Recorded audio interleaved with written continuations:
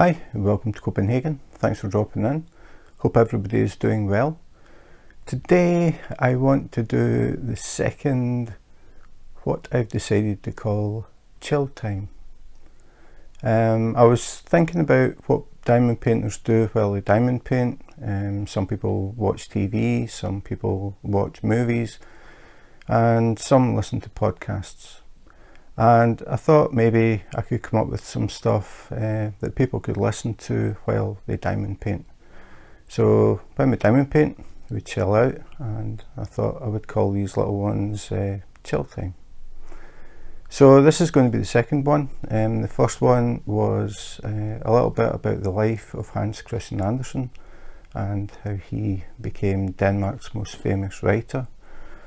And today I thought I would do Hans Christian Andersen's first printed story, which is called The Tinder Box.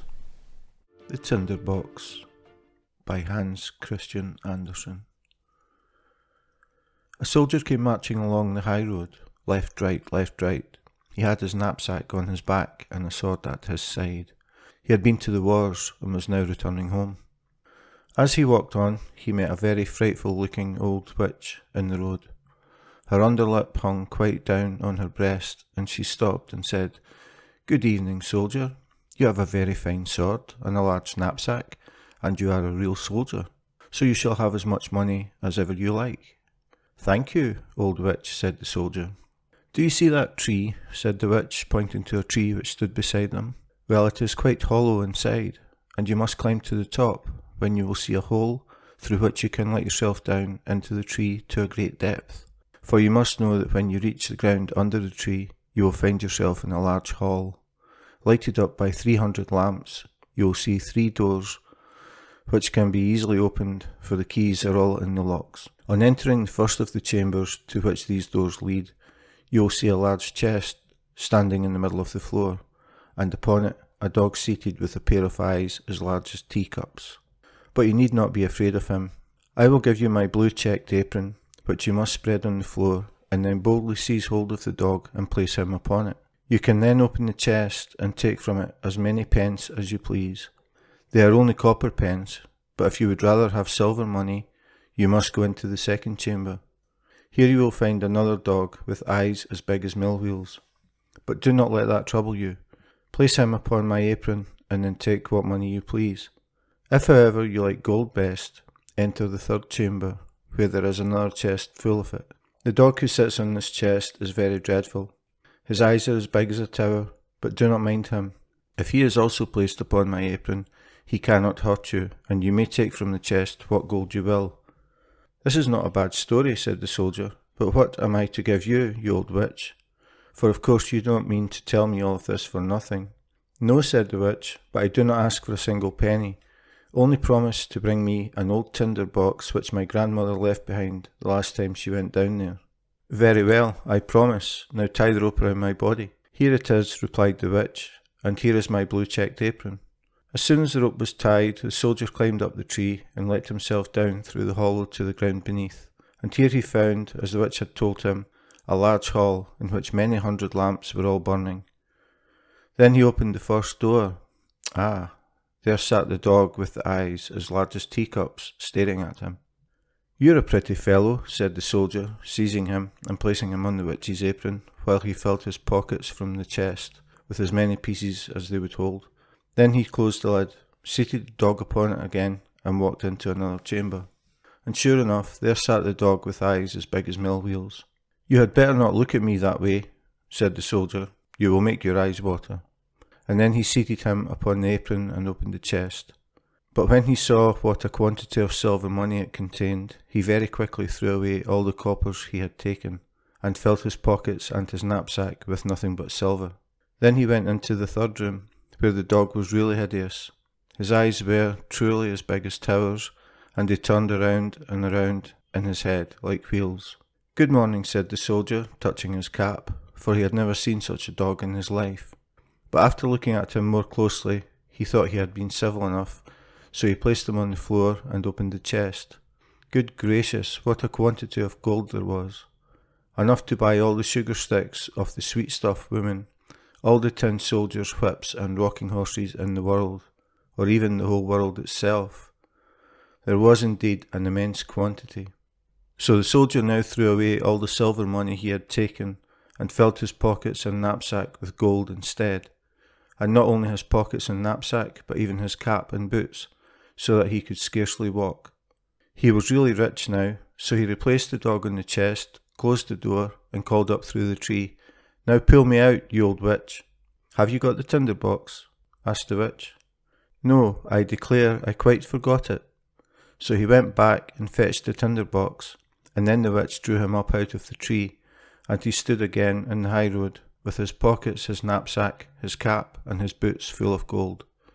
"What are you going to do with the tinder box?" asked the soldier. "That is nothing to you," replied the witch. "You have the money, now give me the tinder box." "I'll tell you what," said the soldier. "If you don't tell me what you are going to do with it, I will draw my sword and cut off your head." "No," said the witch. The soldier immediately cut off her head, and there she lay on the ground. Then he tied up all his money in her apron and slung it on his back like a bundle, put the tinder box in his pocket, and walked off to the nearest town. It was a very nice town, and he put up at the best inn, and ordered dinner of all his favourite dishes, for now he was rich and had plenty of money.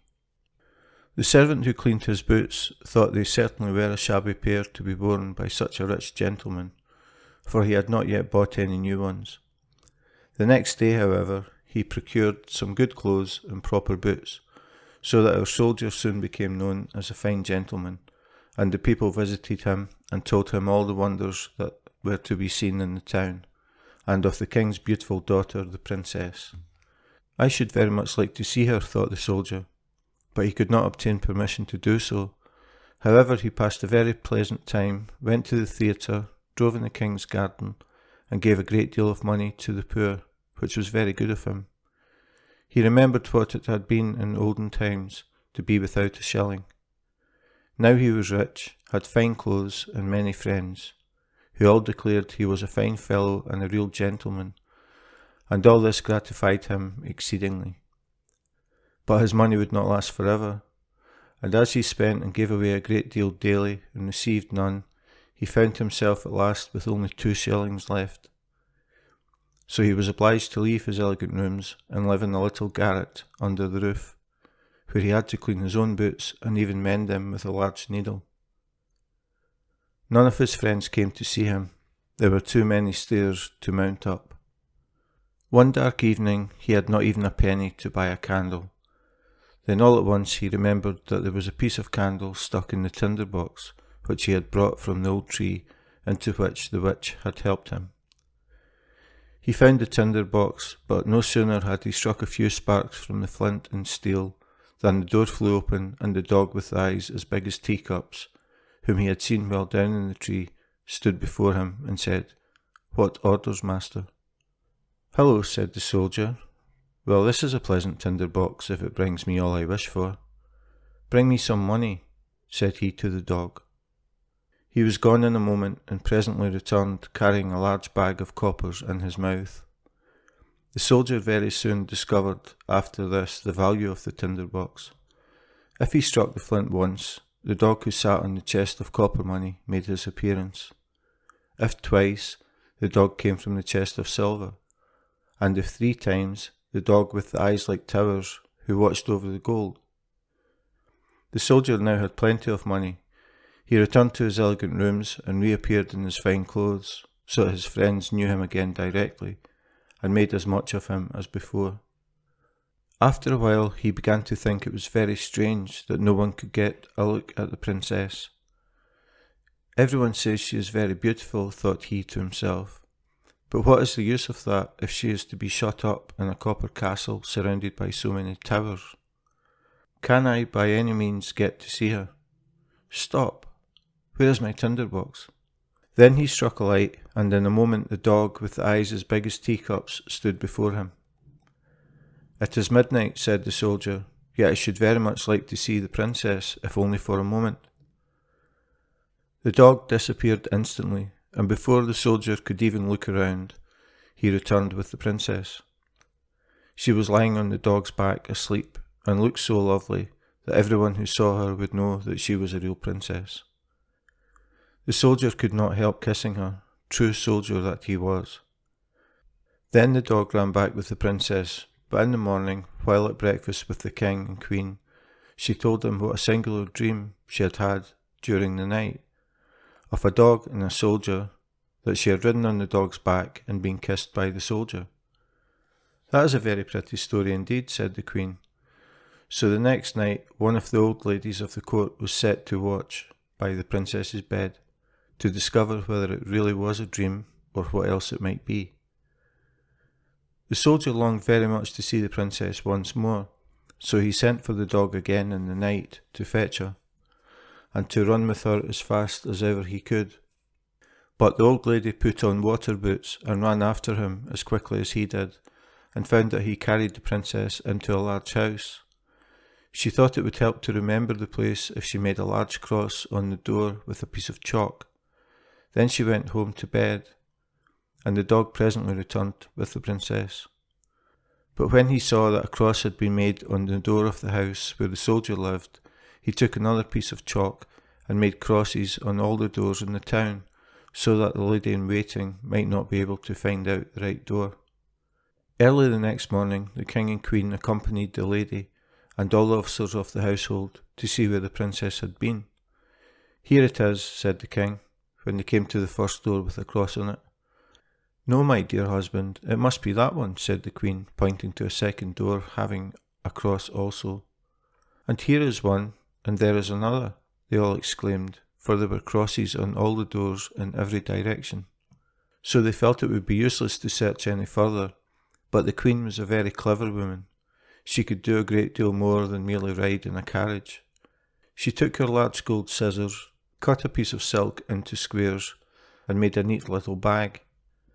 This bag she filled with buckwheat flour and tied it around the princess's neck, and then she cut a small hole in the bag so that the flour might be scattered on the ground as the princess went along.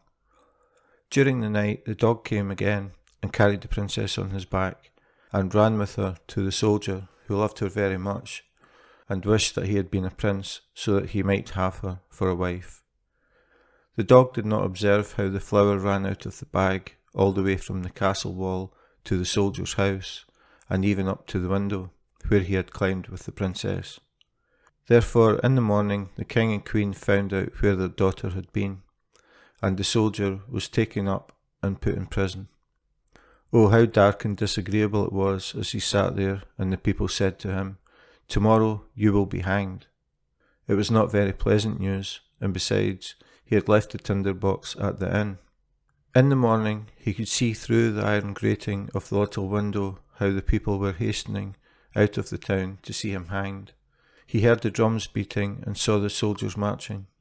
Everyone ran out to look at them, and a shoemaker's boy with a leather apron and slippers on galloped by so fast that one of his slippers flew off and struck against the wall, where the soldier sat looking through the iron grating.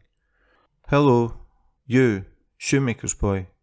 You need not be in such a hurry," cried the soldier to him. "There will be nothing to see till I come.